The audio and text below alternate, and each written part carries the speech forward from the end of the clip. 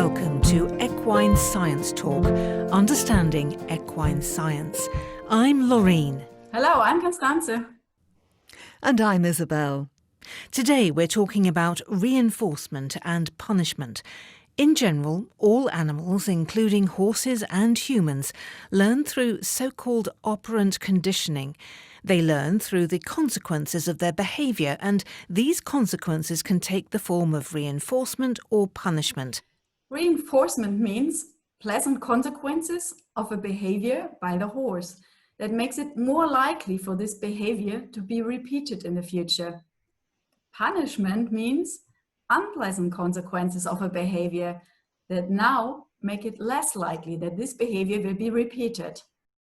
What exactly do positive and negative mean in this context? We say positive when the reinforcement or punishment is in the form of something is added to influence the horse's behavior, and negative is when something is taken away. And what exactly do positive and negative mean in this context? Essentially, it means adding something pleasant when the horse shows a particular behavior, so that this behavior will be repeated. Let me illustrate this with an example from the natural setting. Here you can see two mares from the small horse breed Cavalli di Iberia that roam freely in the Italian mountains. The mares approach each other to engage in mutual grooming. This is a pleasant experience for both, so they are more likely to seek out each other's company again. And Isabel, how does this look in practice? A classic example of positive reinforcement is a carrot or any food treat. But you can also scratch a favourite spot, have a break in the training, or all sorts of other things that would be seen as positive consequences by the horse. However, sometimes feeding a treat isn't possible or convenient, or in the context wouldn't be recognised as a positive consequence. For example, if we're working at a distance, maybe lunging the horse, we can't really throw him a carrot, so it's up to us as riders to work out what the horse would find pleasant at that particular moment and what's practical for us to use as a motivation. It might be a break in the training or even something else that will show the horse that his behaviour was correct. Now let's explain positive punishment in more detail. Positive punishment means punishment by adding something. Here's an example from horses in the wild. Here are two stallions in conflict. The first stallion on the right, the one who is being bitten, is in fact the aggressor. He was pestering the second stallion until the second one decided enough is enough and attacked back.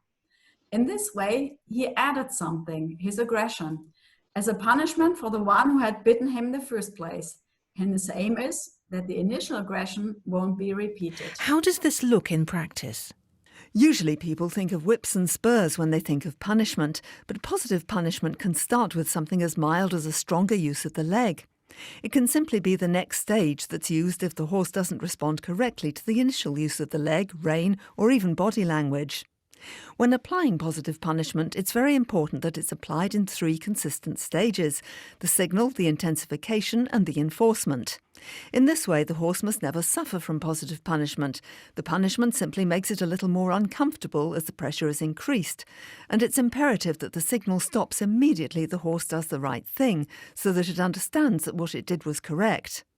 If this sequence of an increasing intensity of signals and stopping immediately the correct behaviour is shown is followed consistently, the horse will learn and respond more and more quickly until only the lightest signal is needed to elicit the correct response.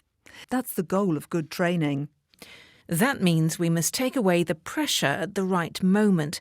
Isn't that what we call negative reinforcement? Exactly. Negative reinforcement means the taking away of something unpleasant, with the intention of making a behavior more likely to occur again in the future. Here is another example from natural behavior. Here we have a stallion and a foal. The foal has moved away from the group, and the stallion wants to teach the foal that it should stay in the group. So it starts to increase pressure and threatens the foal until the foal returns to the group. As soon as the foal goes back, the stallion takes the pressure away, and so the foal learns that in the future it should stay with the group. A great example. And how does this look in practice? Many riders call this negative reinforcement release, and it can be applied to a rein, leg or voice aid, as well as to body language or other cues. If we don't stop asking when the horse does the right thing, the horse will look for another way to stop that nagging leg or pulling rein, and then we get a horse that bolts or goes over the shoulder or simply switches off and refuses to move at all because it doesn't understand what's being asked of it. OK, then the last one is negative punishment. What does that mean exactly? Negative punishment means we create an unpleasant consequence to the horse's behavior by taking something away, with the aim of making it less likely that this behavior will be repeated in the future. Again, I can best explain this with an example from natural behavior. Here we can see a group of horses, and I would like to focus first on the bay mare. She's leaving the group. She had approached the grey mare and had been grooming with her, but then the grey mare bit her. So she distanced herself from the grey mare as a punishment, and to make it clear that if she continues to bite, she won't be approached again. So the bay punished the grey by removing her presence. But in training, this isn't often applied, is it? No, it's not widely used, but I can think of a couple of examples. A foal has to learn to stand still when tied up and let itself be groomed. So here we have a foal that's learning this. The rope runs through the tie ring but's loose, so I can hold the end of it without tying a knot. I then groomed him, which he found very pleasant, especially as he was just changing his coat, so this was a positive reinforcement. Occasionally he started to step backwards, and that meant, of course, that the rope became tighter and there was pressure on the halter, and that constituted a positive punishment. Something unpleasant was added. When this happened, I stopped grooming and so took something away, and therefore created a negative punishment. The foal found all of this a little unpleasant, so eventually he decided to step forward again, so that the pressure on the halter was released, creating a negative reinforcement, and I started grooming him again, which he enjoyed. I had added something pleasant and therefore created a positive reinforcement. This way the foal learned the correct behaviour in a very short time. This example illustrates how the four forms of learning work together and merge into each other. This example shows that you must always react appropriately. Isn't this the so-called timing? Yes, timing means that the reaction to the horse's behavior must happen immediately, at best within 3 seconds. We know from scientific research that the horse's short-term memory span is probably around 10 seconds. The response to the horse's behavior must happen within this time frame. We see over and over in the natural setting that some horses, such as this stallion, have very, very good timing, and others have very bad timing. Stallions with bad timing react only very slowly or with a delay when their mares or foals wander off from the group. And then the stallion has to use a lot of effort and energy to herd his group. This stallion in the picture, however, starts to drive or threaten immediately he sees mares or foals beginning to leave the group, and he only has to signal a threat. So in this case, lowering his head and putting his ears back, and the members of the group know straight away that they are supposed to go in a particular direction. Timing is important in practice too. Isabel, can you explain it, please? Without correct timing, no training method is going to work. Therefore, it's essential to build a trusting and fair relationship with our horses.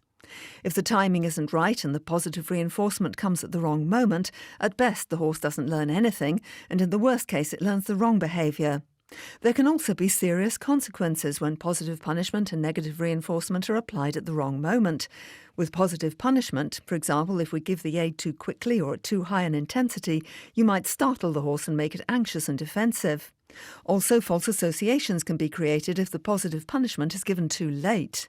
For example, if a horse makes a mistake in the show ring and then it's punished later in the warm-up area, the horse can't make the connection between the mistake and the consequence.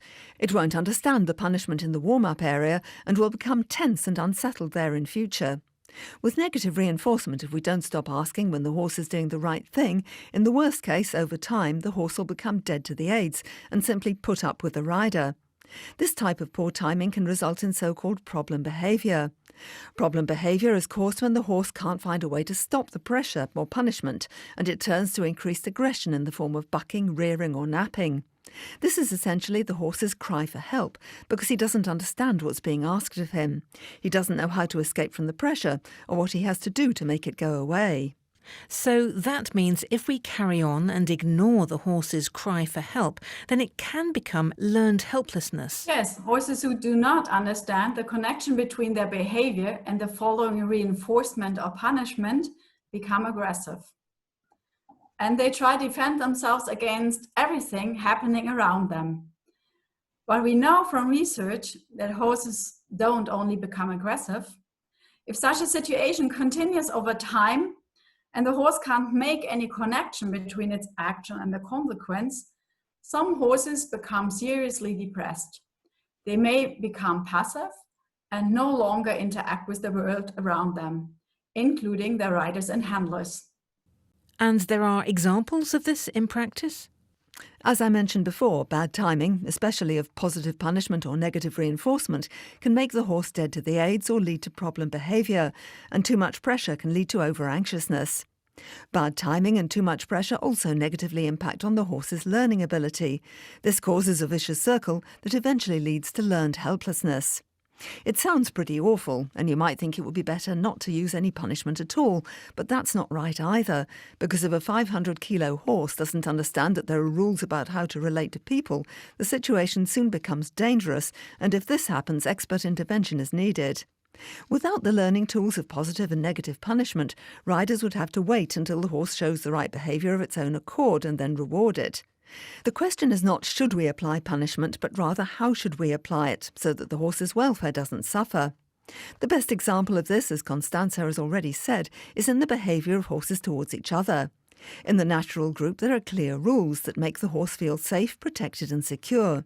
It's therefore our job when establishing the horse-human relationship to set clear rules that must be observed by both sides, the horse and the human, so that the horse feels safe, protected and secure. I think those words are a great way to end. We must strive to make the horse feel safe and secure. Thank you for watching and see you again soon.